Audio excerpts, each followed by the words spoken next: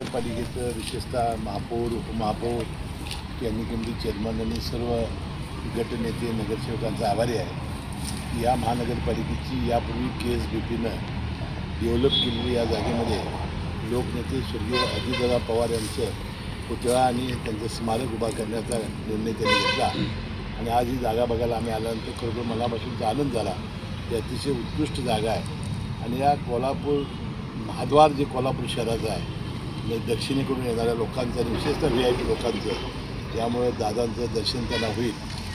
आणि ही जागा जी आहे ती योगायोगानं दादांच्या पदस्पर्शानं पुरी झालेली आहे. कारण डाव्या बाजूला युनिव्हर्सिटीचं मागं राजाराम महाविद्यालयाचं एक कॅन्टीन होतं, तिथं दुपारी ते बसायचे अशी आठवण त्यांची होती. त्यानंतर शिवाजी विद्यापीठाला 50 वर्ष झाली म्हणून 50 कोटी राजाराम महाविद्यालयाला निधी असा निधी दादांनी दिलेला होता. कारण शहाजी कॉलेजमध्ये जवळजवळ 3 ते 4 वर्ष महाविद्यालयीन शिक्षण त्यांचं कोल्हापूरमध्ये झालेलं होतं आणि कोल्हापूरबद्दल फार त्यांचं प्रेम होतं. आपण गंगावेशच्या किंवा PT कॉलेजच्या कट्ट्यावरचं दूध कसं पितो, आपण रंकाळं कसं फिरायला जात होतो, अशा अनेक आठवणी त्यांच्या होत्या. आणि आपल्याला आठवत असेल की कोल्हापूर शहराच्या प्रदूषणाचा आणि पिण्याचा प्रश्न निर्माण झाला त्यावेळेला त्यांना पहिल्यांदा उपमुख्यमंत्रीपद मिळालं.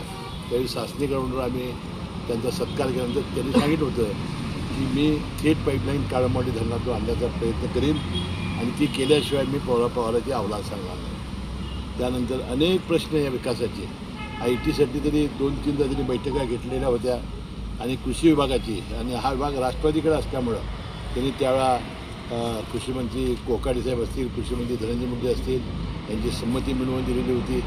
त्यानंतर हे वैद्यकीय शासकीय महाविद्यालय, त्यानंतर महानगरपालिकेची जागा, म्हणजे आपल्याला शेंडा पार्कचं या पुढच्या काळात मुंबईचं BKC म्हणजे बांद्रा कुर्ला संकुलाला जे आज भाव आहे तसा भाव पुढच्या काळात येणार आहे. आणि ह्या सर्वामध्ये अजितदादांचं फार मोठी दूरदृष्टी होती. विकास कामाबद्दल प्रचंड त्यांना प्रेम होतं. म्हणजे ही कामं दर्जेदार झाली पाहिजे अशी त्यांची भावना होती.